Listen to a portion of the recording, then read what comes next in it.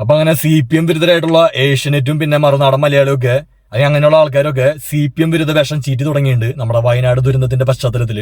അവർക്ക് ഇത് എങ്ങനെയെങ്കിലും പിണറായിയുടെയും പിന്നെ CPIM-ന്റെ ഒക്കെ തലയിലിടണം, അതാണ് അവരുടെ അജണ്ട.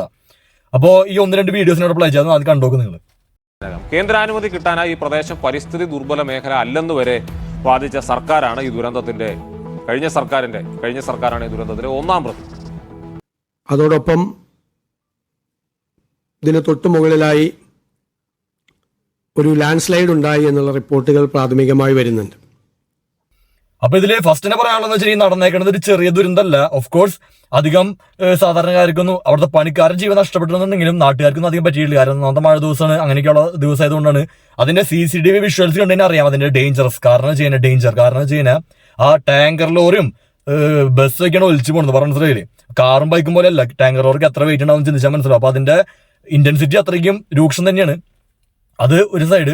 അപ്പോ ഇത് ഉണ്ടായപ്പോ തന്നെ ആയെന്ന് നമ്മുടെ കോൺഗ്രസ്സുകാർ വന്ന് പറഞ്ഞ കാര്യം എന്ന് വെച്ച് കഴിഞ്ഞാൽ, കോൺഗ്രസിന്റെ മെയിൻ നേതാക്കളും മുതിർന്ന നേതാക്കളും വന്ന് പറഞ്ഞു വെച്ചാൽ ഇത് പ്രകൃതി നിർമ്മിതമല്ല, മനുഷ്യനിർമ്മിതമായിട്ടുള്ള അപകടമാണെന്നാണ്. അതിൽ തന്നെ ഒരു അജണ്ട ഉണ്ട്. കാരണം വെച്ച് കഴിഞ്ഞാൽ അങ്ങനെ പറഞ്ഞു കഴിഞ്ഞാൽ നൈസായിട്ട് ഈ കരാർ കമ്പനീനെ ഇവർക്ക് പഴിചാരാം. ഒപ്പം തന്നെ കരാർ കമ്പനീനെ നിയമിച്ചത് കഴിഞ്ഞ സർക്കാരിന്റെ സമയത്ത്. അപ്പോ നൈസായിട്ട് ഈ അമ്പ് കഴിഞ്ഞ സർക്കാരിലേക്ക് എത്തിക്കാം. ഞാൻ പറഞ്ഞ മനസ്സിലായില്ലേ. അപ്പൊ ഇവരുടെ പിഴവുകൾ മറക്കുക, അതാണ് ഇവരുടെ ലക്ഷ്യം. പറഞ്ഞ മനസ്സിലായില്ലേ. അപ്പൊ ഇതിലുണ്ടായ സംഭവം വെച്ച് കഴിഞ്ഞാൽ ഈ കരാർ കമ്പനീനെ ഇവർ പറയുന്നത് വെച്ച് കഴിഞ്ഞാൽ ഈ അനധികൃതമായിട്ട് അവിടെ മണ്ണ് കൂട്ടിയിട്ടു, അത് മാറ്റാൻ പറഞ്ഞിട്ട് മാറ്റിയില്ല, അതുകൊണ്ടാണ് ഇത് ഉണ്ടായതെന്നാണ് അവർ ആദ്യം പറഞ്ഞത് കോൺഗ്രസ്സുകാർ.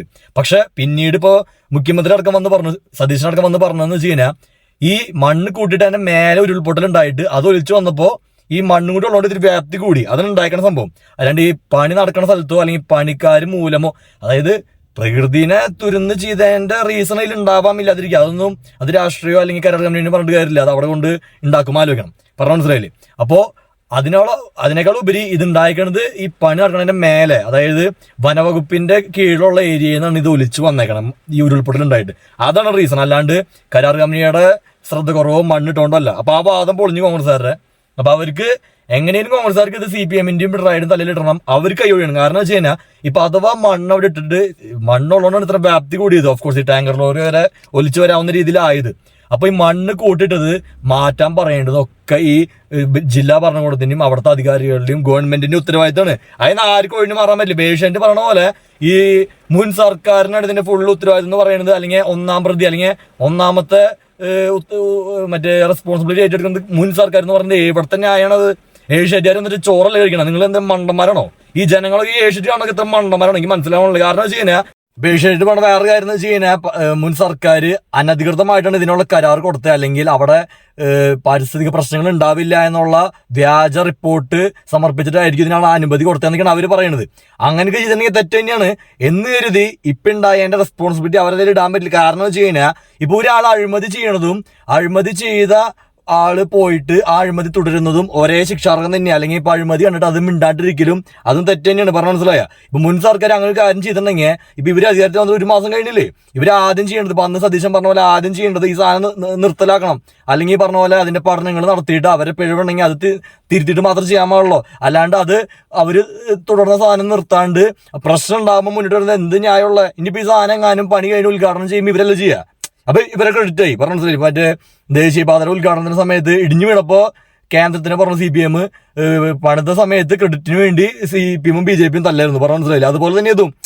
അതായത് ഈ കോൺഗ്രസ്സുകാർക്ക് ഇതിന്റെ ഇത്ര പ്രശ്നങ്ങളുണ്ടെന്നൊക്കെ അറിയാന്നുണ്ടെങ്കിൽ നിങ്ങൾ ഈ സാധനം ഭരണത്തിലേക്ക് വരുമ്പോൾ അപ്പൊ 1 മാസം 1.5 മാസം 2 മാസം ഉണ്ടായില്ലേ ഭരണത്തിൽ വന്നിട്ട്. അപ്പൊ നിങ്ങൾ ഇത് ആയതിനെ നിർത്തലാക്കണം. എന്നിട്ട് പഠനങ്ങൾ ചെയ്തിട്ട് മാത്രം കണ്ടിന്യൂ ചെയ്യാൻ പാടുന്നുള്ള കാര്യം പറയണം, പ്രത്യേകിച്ച് ഈ മഴക്കാലത്ത്. അല്ലാണ്ട് മിണ്ടാണ്ടിരുന്നിട്ട് എന്തെങ്കിലും ഉണ്ടായി കഴിഞ്ഞിട്ട് അവരാണ് പ്രശ്നക്കാർ ഇവരാണ് പ്രശ്നക്കാർ എന്ന് പറഞ്ഞാൽ എന്തിനായുള്ള ഈ ഏഷ്യാൻകാർക്ക് എന്ത് ഇതിനുള്ള ഇത് ചിന്തിക്കാനുള്ള ബോധമില്ല ഇവർക്ക്. അല്ലെങ്കിൽ അറിയാണ്ട് ചോദിക്കുക. കാരണം വെച്ച് കഴിഞ്ഞാൽ ന്യായം വേണം. അതായത് ഈ പറഞ്ഞ പോലെ ഈ പ്രകൃതിയിൽ എന്തെങ്കിലും ചെയ്യുമ്പോൾ ശ്രദ്ധിക്കണം. അത് നമ്മുടെ VD സതീശൻ അന്ന് ഇപ്പോൾ പ്രതിപക്ഷത്തായിരുന്നു പറഞ്ഞൊരു കാര്യം. അത് ഞാൻ ഉള്ളത് പറയാലോ, അത് വളരെ വാലിഡ് പോയിന്റാ. അപ്പൊ അന്ന് VD സതീശൻ ആൾക്കാർ വികസന മുരടിപ്പിക്കാൻ നോക്കി, അല്ലെങ്കിൽ വികസന വിരോധി എന്നൊക്കെ പറഞ്ഞു. പക്ഷെ അന്ന് ആള് പറഞ്ഞൊരു കാര്യം എന്ന് വെച്ച് കഴിഞ്ഞാൽ ഈ നാച്ചുറലി സെൻസിറ്റീവ് ആയിട്ടുള്ള ഏരിയയാണ്, അതായത് പ്രകൃതി സെൻസിറ്റീവ് ആയിട്ടുള്ള ഏരിയയിലൊക്കെ കാര്യങ്ങൾ ചെയ്യുമ്പോൾ ശ്രദ്ധിച്ചു ചെയ്യണം. അതിൽ ഒരു സംശയമില്ല. പ്രത്യേകിച്ച് വയനാട് പോലത്തെ ഉരുൾപൊട്ടലിനുള്ള ഭയങ്കര സാധ്യതയുള്ള ഏരിയാസിൽ ചെയ്യുമ്പോൾ ശ്രദ്ധിച്ചു ചെയ്യണം. അത് സതീശൻ അന്ന് പറഞ്ഞത് നല്ല കാര്യമാണ്. അത് നോക്കണം. അത് നോക്കിയിട്ട് ചെയ്തിട്ട്, അല്ലെങ്കിൽ ഇപ്പൊ അന്ന് അന്നത്തെ ഗവൺമെന്റ് അത് ശ്രദ്ധിക്കാനാണ് ചെയ്തതെന്നുണ്ടെങ്കിൽ തന്നെ ഇപ്പൊ ഇവര് വരുമ്പോ ഇവരത് നിർത്തണ്ടേ? അല്ലാണ്ട് ഇപ്പൊ 5-6 പേര് ചത്തുകയുണ്ട്, അയ്യോ അവരുടെ മിസ്റ്റേക്കാണ്, ഞങ്ങൾക്കൊന്നും അറിയില്ല, ഞങ്ങൾ മണ്ണ് മാറ്റാൻ പറഞ്ഞു, അതാണ് എന്ത് ന്യായമുള്ളതിൽ. എന്നിട്ട് അതിന്റെ മൂഡ് തങ്ങാട്ടി മാറുന്ന നാടൻ മലയാളി ഏഷ്യാനെറ്റും. അപ്പൊ ഞാൻ പറഞ്ഞ കാര്യം മനസ്സിലായി. അതായത് ഇതിന്റെ ഫസ്റ്റ് ആൻഡ് മെയിൻ റെസ്പോൺസിബിലിറ്റി ഇപ്പൊ കേരളം ഭരിക്കുന്ന സർക്കാരിനും പറഞ്ഞു കൊടുത്തിട്ട് അതിന് ഒഴിഞ്ഞു മാറാൻ ഒരാൾക്കും പറ്റില്ല. കോമൺ സെൻസ് ഉള്ള മലയാളീസ് ഉണ്ടെങ്കിൽ മനസ്സിലാക്കുക, പറഞ്ഞു മനസ്സിലായില്ലേ? പിന്നെ അതിന് അന്വേഷണം വേണം. ഇതിൽ എന്തെങ്കിലും അനധികൃതമായിട്ടുള്ള സംഭവം ഉണ്ടോ? അത് ഒന്നാമത്തെ കാര്യം, അത് ഇപ്പം എല്ലാം നടത്തണ്ടേ. ഈ സർക്കാർ വരുമ്പോൾ ഇവർക്ക് അതിൽ വിയോജിപ്പുണ്ടെങ്കിൽ അത് ഇപ്പം എല്ലാം പറയണ്ടേ, പറഞ്ഞു മനസ്സിലായില്ലേ? അധികാരത്തിൽ വരുമ്പോൾ തന്നെ ഇവർ നിർത്തി ചെയ്യിപ്പിക്കേണ്ടതായിരുന്നു. അപ്പോൾ ഇനി ചെയ്യണത് ഇതിന്റെ അന്വേഷണം വരണം. ഇനി ഒന്നാമത് വയനാട് അല്ലെങ്കിൽ പ്രകൃതിയിലത്തെ കാര്യങ്ങൾ ചെയ്യുമ്പോൾ ശ്രദ്ധിച്ച് ചെയ്യുക, ബോധം ഉപയോഗിച്ച് കാര്യങ്ങൾ ചെയ്യുക. അത് LDF ആണെങ്കിലും UDF ആണെങ്കിലും BJP ആണെങ്കിലും ആരാണെങ്കിലും അത് ശ്രദ്ധിക്കാണ്ട് ചെയ്തതിന് എന്തെങ്കിലും ഉണ്ടായി കണ്ടിരുന്ന് മോങ്ങിയിട്ട് കാര്യമില്ല. പ്രത്യേകിച്ച് പിന്നെയുള്ള കാര്യം എന്ന് വെച്ചാൽ കരാർ കമ്പനിയുടെ മിസ്റ്റേക്ക് ഉണ്ട്. അതായത് ഇപ്പോൾ ഫസ്റ്റ് ഉത്തരവാദിത്വം നമ്മുടെ ഈ കേരള ഗവൺമെന്റിനാണെങ്കിൽ മെയിൻ, രണ്ടാമത്തെ ഉത്തരവാദിത്തം കരാർ കമ്പനിക്കാണ്. കാരണം നിങ്ങളൊരു കാര്യം ചെയ്യും, എസ്പെഷ്യലി അവിടുത്തെ ആൾക്കാർ പറഞ്ഞിട്ടുണ്ടായെന്ന് പറഞ്ഞു, ഈ മണ്ണിടിച്ചിട്ടുള്ള ഉള്ള ചാൻസ് ഉള്ള ഏരിയയാണ്, മഴക്കാലത്ത് ചെയ്യാൻ പാടില്ല, അതുകൊണ്ടാണ് അത് നിർത്തിവെക്കണമൊക്കെ പറഞ്ഞിട്ടുണ്ടെങ്കിൽ അത് നിങ്ങൾ കണക്കിലെടുക്കണം, പറഞ്ഞു മനസ്സിലായില്ല. അല്ലാണ്ട് കരാർ തീരുന്നതിന് മുമ്പ് വേഗം തീർക്കാനായിട്ട് തട്ടിക്കൂടി ചെയ്യേണ്ട പരിപാടിയല്ല അത്, പ്രത്യേകിച്ച് ഇങ്ങനത്തെ സെൻസിറ്റീവ് ആയിട്ടുള്ള ഏരിയാസിലൊക്കെ, പറഞ്ഞു മനസ്സിലായില്ലേ? അപ്പോൾ അത് കരാർ കമ്പനിക്ക് ഇതിൽ ഭയങ്കര ഇമ്പോർട്ടൻസ് ഉണ്ട്, റെസ്പോൺസിബിലിറ്റി ഉണ്ട്. ഒപ്പം തന്നെ മൂന്നാമതാണ് ഞാൻ പറഞ്ഞ മുൻ സർക്കാരിന്റെ കാര്യം വരുള്ളൂ, അതായത് കൊടുത്തതിന്റെ കാര്യമൊക്കെ. അല്ലാണ്ട് ഒന്നാമത് മുൻ സർക്കാരിന് കൊടുക്കാൻ പറ്റില്ല. ഒപ്പം തന്നെ ഈ പറഞ്ഞ പോലെ മൂന്നാമത് ഈ LDF സർക്കാർ ഇത് അനുമതി കൊടുത്തത് വ്യാജമായിട്ടാണെങ്കിൽ അതിന് അന്വേഷണം വേണം, പറഞ്ഞു മനസ്സിലായില്ലേ? എന്ന് കരുതി ഈ ഉണ്ടായതിന്റെ ഉത്തരവാദിത്തം അവർക്കല്ല. ഞാൻ അത് ആദ്യം പറഞ്ഞു, ഉണ്ടായതിന്റെ ഉത്തരവാദിത്തം കോൺഗ്രസ് ഗവൺമെന്റ് തന്നെയാണ്. കാരണം അവർ അധികാരത്തിൽ വന്നത് നിർത്തിയില്ല, നിർത്താണ്ട് ഇത് കൊണ്ടുവരുന്നത് എന്തിനാ, പറഞ്ഞു മനസ്സിലായില്ലേ? അപ്പോ ഫസ്റ്റ് ഉത്തരവാദിത്വം മെയിൻ, ഈ അപകടത്തിന്റെ ഉത്തരവാദിത്തം കോൺഗ്രസ് ഗവൺമെന്റിന്. ഒപ്പം തന്നെ മെയിൻ ഉത്തരവാദിത്തം ഉള്ളത് നമ്മുടെ മറ്റേ കരാർ കമ്പനിക്ക്. പിന്നെ ഉള്ള ഉത്തരവാദിത്തം എന്ന് വെച്ചാൽ മുൻ സർക്കാരിന് ഇത് കൊടുത്തത് ശരിയാണോ തെറ്റാണോ എന്നുള്ള ഒരു ഘടകമുണ്ട്, പറഞ്ഞു മനസ്സിലായില്ലേ? പിന്നെ ആൾക്കാർ മനസ്സിലാണെന്ന് വെച്ച് കഴിഞ്ഞാൽ കേരളത്തിൽ മാത്രമല്ല ഇന്ത്യയിൽ പല സംസ്ഥാനങ്ങളിലും, ഈവൻ ചൈനയിൽ ഡാം പൊളിഞ്ഞു. ആൾക്കാർ അറിഞ്ഞോന്ന് എനിക്കറിയില്ല. ഇപ്പോൾ ഏഷ്യാനെറ്റും കേരളത്തിലെ മാധ്യമം മാത്രം കാണുന്ന കളവന്മാർക്ക് ഇതിൽ പറയില്ല. ഇന്റർനാഷണൽ ലെവൽ കാര്യങ്ങളൊക്കെ ഡാം പൊളിയുണ്ട്. അപ്പോൾ ഒരുപാട് സ്ഥലത്ത് വലിയ പ്രശ്നങ്ങളുണ്ട് മഴ കാരണം. അപ്പോൾ അത് ഇവിടെ മാത്രമല്ല, അപ്പോൾ ഈ തുരങ്കപാത ഉണ്ടാക്കിക്കൊണ്ട് മാത്രമല്ല ഇവിടെ പ്രശ്നമുണ്ട്. ഇപ്പോൾ നമ്മുടെ ചുരൽമഴയൊക്കെ ഉണ്ടായത് തുരങ്കം പണിതിട്ടാണോ? മറ്റേ വയനാട് ചൂരൽ മലയിൽ മണ്ണിടിഞ്ഞിട്ട് കുറെ പേര് മരിച്ചതും മറ്റേ പ്രിയങ്ക ഗാന്ധി കലണ്ടർ കൊടുത്തതൊക്കെ അതൊക്കെ ഉണ്ടായത് ഈ പറഞ്ഞ പോലെ തുരങ്കം പണിതിട്ടുണ്ടോ? അല്ല.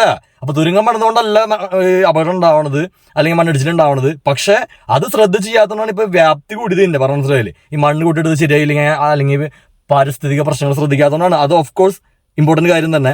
അപ്പൊ ഇതിൽ ആൾക്കാർ രണ്ടു വശം ശ്രദ്ധിക്കുക. ഈ മാധ്യമങ്ങളിലും അല്ലെങ്കിൽ CPM വിരുദ്ധ വേഷം ചെയ്യുന്ന ആൾക്കാരെ വാദം മാത്രം കേട്ടിരുന്ന എനിക്ക് കുഴപ്പമില്ല, നിങ്ങളത് കേട്ട് ഇങ്ങനെ മണ്ടന്മാരായിട്ട് ഇരിക്കുന്നുള്ളൂ, പറഞ്ഞു മനസ്സിലായില്ലേ?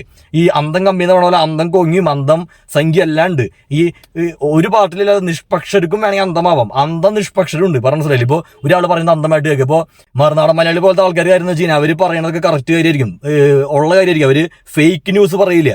പക്ഷേ ഈ ഫേക്ക് ന്യൂസ് അല്ലാത്ത റിയൽ ന്യൂസിന് തന്നെ ഒരു പ്രശ്നമുണ്ട്. ഈ റിയൽ ന്യൂസ് പറയുമ്പോൾ CPMന്റെ നെഗറ്റീവ് ആയിട്ടുള്ള റിയൽ ന്യൂസും കോൺഗ്രസിന്റെയും BJPയുടെയും റിയൽ ആയിട്ടുള്ള പോസിറ്റീവ് ന്യൂസും. അതാണ് കാര്യം. ഈ നോണ പറഞ്ഞിട്ടല്ല ഇവര് ഈ അജണ്ട നടപ്പിലാക്കുക. സത്യം പറയും, പക്ഷെ ഒരു പാർട്ടിയുടെ നല്ലത് ഒരു പാർട്ടിയുടെ പൊട്ടിയും പറയും. അങ്ങനെയാണ് ഈ അജണ്ട ബിൽഡ് ചെയ്യണം, പറഞ്ഞു മനസ്സിലായില്ലേ? അപ്പൊ അത് പൊതുജനം മനസ്സിലാക്കുക. അതിപ്പോ കോൺഗ്രസിനെ സപ്പോർട്ട് ചെയ്യുന്ന ആൾക്കാർ മാത്രമല്ല, ഇപ്പൊ CPMനുണ്ട് ഒരുപാട് അന്ധമായിട്ടുള്ള ആൾക്കാർ, ഫേക്ക് ന്യൂസ് ജനറേറ്റ് ചെയ്യണ, ക്യാപ്സ്യൂൾസ് ജനറേറ്റ് ചെയ്യുന്ന ആൾക്കാരൊക്കെ. അതെല്ലാ പാർട്ടിയിലുണ്ട്. അപ്പൊ ആൾക്കാർ സത്യാവസ്ഥകൾ മനസ്സിലാക്കുക. ഒരു ആൾ പറയണതോ അല്ലെങ്കിൽ ഒരു അജണ്ടയുള്ള ഒരു മീഡിയ പറയണതോ വിശ്വസിക്കാണ്ട് ഇതിന്റെ സത്യാവസ്ഥകൾ മനസ്സിലാക്കി പോയാൽ നല്ലതായിരിക്കും. അപ്പൊ എനിക്ക് പറയാനുള്ള കാര്യം എന്ന് വെച്ച് കഴിഞ്ഞാൽ ജനങ്ങള് ശ്രദ്ധിച്ച് കാര്യങ്ങൾ വീക്ഷിക്കുക. ഇപ്പോ CPMനാണെങ്കിലും കോൺഗ്രസിനാണെങ്കിലും BJP ആണെങ്കിലും വ്യാജ വാർത്തകൾ ജനറേറ്റ് ചെയ്യണ മീഡിയാസ് ഉണ്ട്, ന്യൂസ് ഉണ്ട്, സോഷ്യൽ മീഡിയാസ് ഉണ്ട്, ഹാൻഡിൽസ് ഉണ്ട്, പല അജണ്ടകളൊക്കെ ഉണ്ട്. അപ്പോൾ അതൊക്കെ ശ്രദ്ധിച്ച് മാത്രം വീക്ഷിച്ച് മാത്രം മുന്നോട്ട് പോവുക. അതാകുമ്പോഴത്തേക്ക് നല്ലതായിരിക്കും. നിങ്ങളിപ്പോൾ അങ്ങനെ പോയില്ല വെച്ചിട്ട് ഒരു പ്രശ്നമൊന്നുമില്ല. ഇതിപ്പോൾ എന്ത് വന്നാലും ജനം ഒരുമിച്ച് തന്നെ ഹാൻഡിൽ ചെയ്യണം. അതിൽ ശക്തരായിട്ടുള്ളൊരു സർവൈവ് ചെയ്യുക, അത്രേ ഉള്ളൂ. അപ്പോൾ ശ്രദ്ധിച്ച് കാര്യങ്ങൾ ചെയ്യുക.